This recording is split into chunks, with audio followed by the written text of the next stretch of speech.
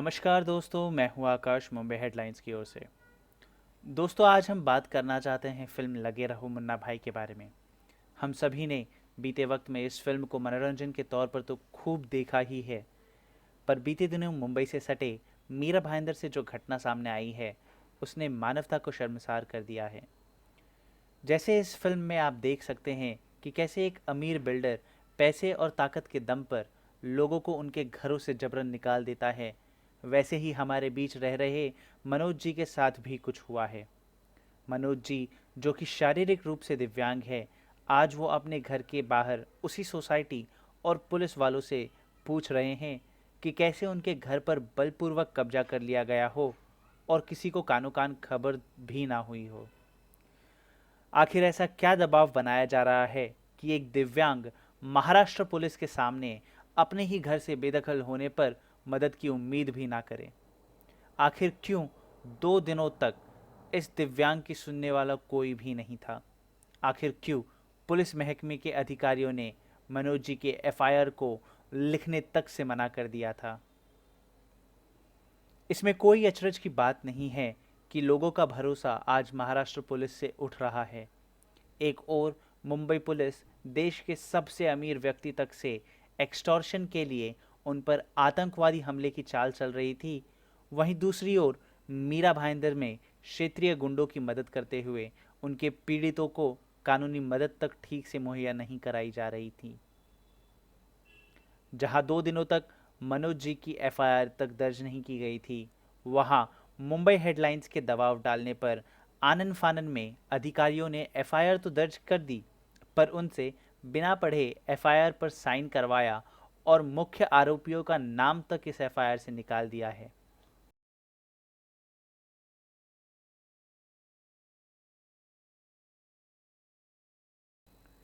आइए जानते हैं मनोज जी की जुबानी कि उनके साथ क्या घटनाग्रस्त हुई है। मनोज जी, हमें जरा खुल के बताइए कि आखिर ये क्या घटना हुई और किस तरह से हुई, स्पष्ट तरीके से हमें जानकारी दीजिए। सर, मैं ये बिल्डिंग में रहता हूँ 6 साल से, फ्लैट नंबर 401 में।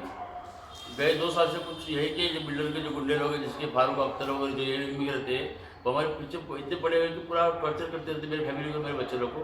और कल रात में हॉस्पिटल गया था 2-3 दिन के लिए ट्रीटमेंट के लिए, तो उन्होंने पूरा मेरे फ्लैट में किसी ने कब्जा कर दिया। बिल्डर के लोग घुसा दिए अंदर, जो कुछ लेडीज घुसा दिया। आज भी अंदर कौन है क्या है मुझे पता नहीं, कि मेरा सब सामान पूरा बाहर फेंक दिया। तो मैं भी पूरा मेरे बिल्डिंग की प्रोसेस में हूँ, मेरे सामान के साथ में। बिल्डर का नाम है नरेश शाह। और कौन से व्यक्ति है जो आपके घर में ज़बरदस्ती घुसाए हैं?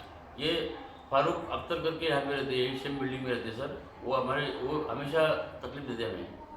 अब पुलिस के साथ में बोलते हमारा दोस्ती है, ये है, और कोई पुलिस मदद नहीं कर रहा। पुलिस स्टेशन गए, रात भर पुलिस स्टेशन में था, तो वो काश्मीरा पुलिस स्टेशन लगता है, फिर काश्मीरा पुलिस स्टेशन गया, तो उन्होंने भी कोई कॉपरेट नहीं किया। मुझे आप सुबह आ जाओ करके, रात भर हम लोग बाहर में फैमिली के साथ में इधर, बच्चों के साथ में इधर।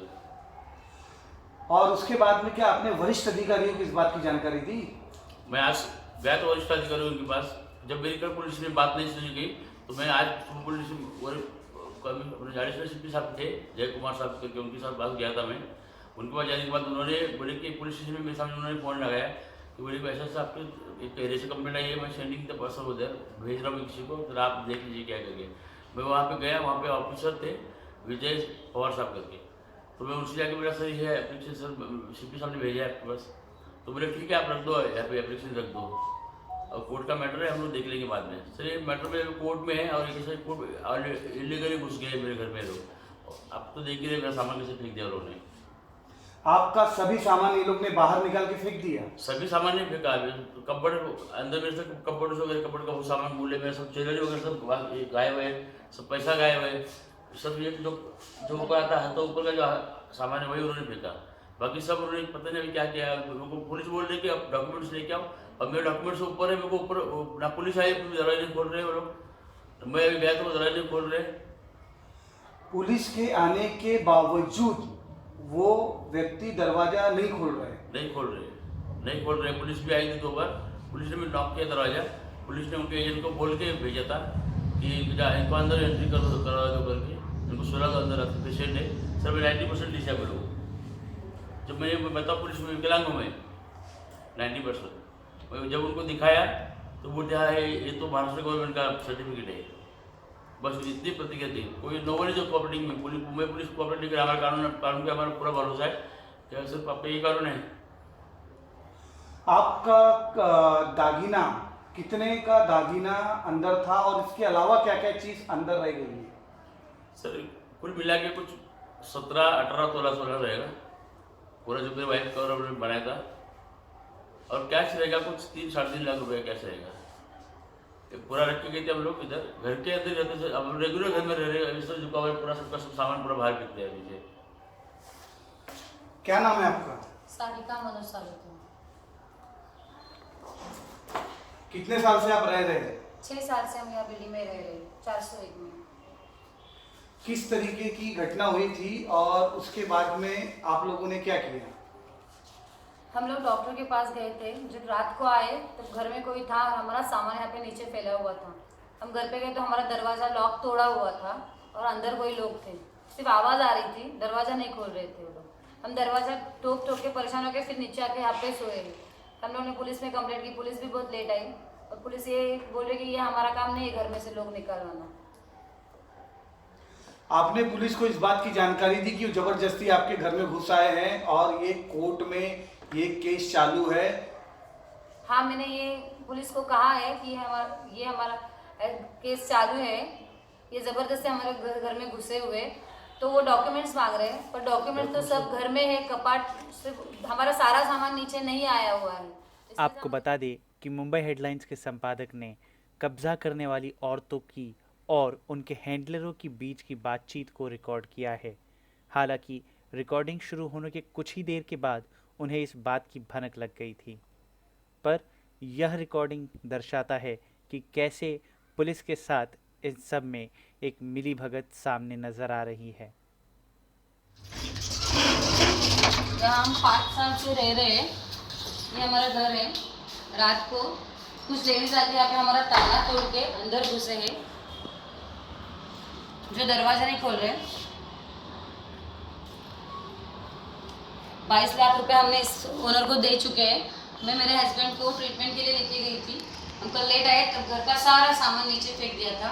उसमें से कैश 3.5 लाख रुपए और कुछ दागिने हैं मेरे, सिर्फ उसके बॉक्स नीचे फेंके गए। दागिने और पैसा मुझे नहीं मिला है।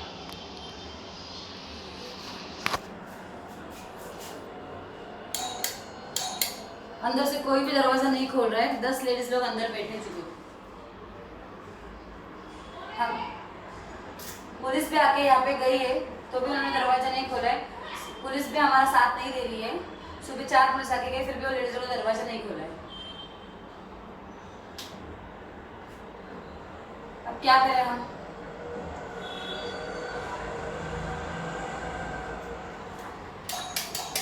खोलो, खोला दरवाजा। का नाही खोलणार? आओ ताई, आमचं घर आहे हे। पोलीस येऊन गेले। पोलीस तुम्ही दरवाजाच उघडत नाहीये। आम्ही पण घेऊन आलो सकाळी, तुम्ही दरवाजाच नाही उघडत। सिनियर साहेब आले, पवार साहब है, सीनियर साहब ते हमारा पवार सीनियर साहब बोल रहे घर खाली करना हमारा काम नहीं और वो ध्यान नहीं दे पा रहे। हम थक चुके, पुलिस स्टेशन जा चुके। अब हम क्या करें?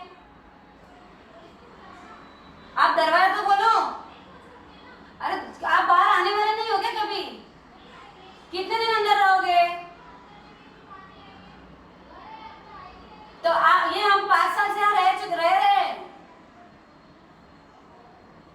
हम 5 साल से यहाँ पे रह रहे हैं। आप कैसे अंदर आए? आप हमारा लॉक कैसे तोड़े? तो ताला कैसे तोड़ा? सब सीसीटीवी में कैद हो चुका है। दरवाजा खोला। तो पुलिस को, क्योंकि वो ज्यादा उधर खड़ी रह के ज्यादा बात कर रही है सर। आप बोले थे ना क्या वो लोग आएंगे तो फोन करना बोलते। हम लोग को सीनियर साहब बोले क्या जाओ घर में करके।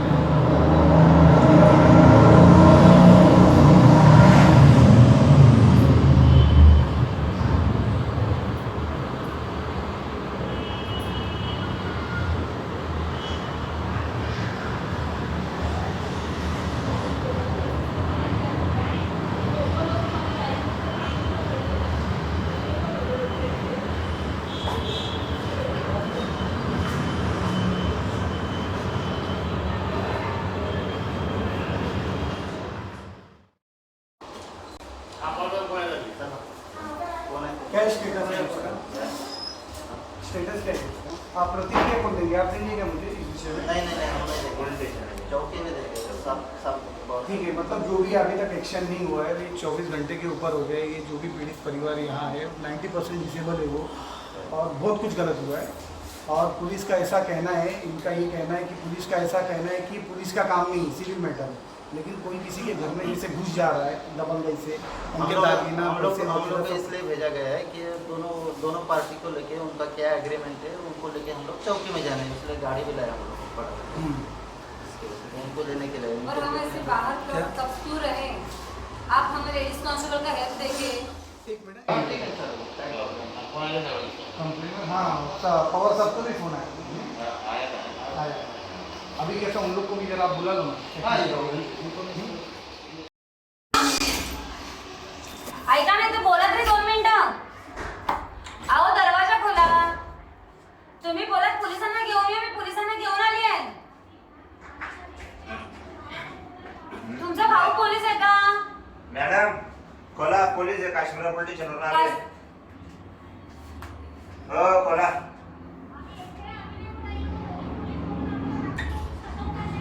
हो तुम्ही काय दरवाजा खोलून बघा, खरोखर पोलीस आहे. कॅमेऱ्यातनं बघा ना तुम्ही युनिफॉर्मवर आहेत आम्ही, असे काय तुम्ही याच्यातनं बघा ना, ते सेफ्टी डोअरचं आहे ना.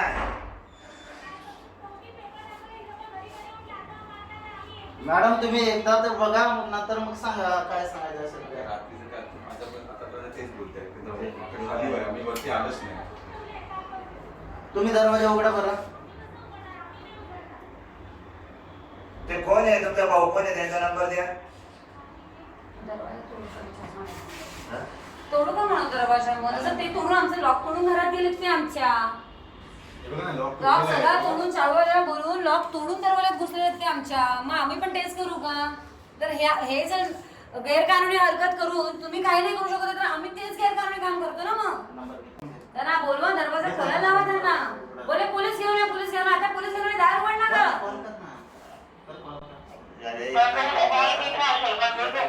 अरे, पोलीस स्टेशनला तिथं बोलू आपण काय. तिथे नाही बघू, हे दार उघडून माझे कास्टमध्ये मासे नवरा पेन खाली बसलो आम्ही. त्याला संडास जायला जागा नाहीये. हॅलो. दरवाजा उघडा. आपको बता दें कि घटनाक्रम के 72 घंटे बीत जाने के बाद भी बिल्डर मधु शाह के ऊपर और उनके गुर्गों के ऊपर, जिनमें हानिफ खोत और सागर जाधव, जो कि इन लड़कियों के हैंडलर बताए जा रहे हैं, उनके ऊपर भी कोई एफआईआर दर्ज नहीं की गई है। इसी बिल्डिंग में ये ऐसी दूसरी घटना है। माना जा रहा है कि महाराष्ट्र के होम मिनिस्टर अनिल देशमुख के महीने के 100 करोड़ के कलेक्शन के टारगेट को इसी तरीके से पूरे राज्य भर से पूरा किया जा रहा है।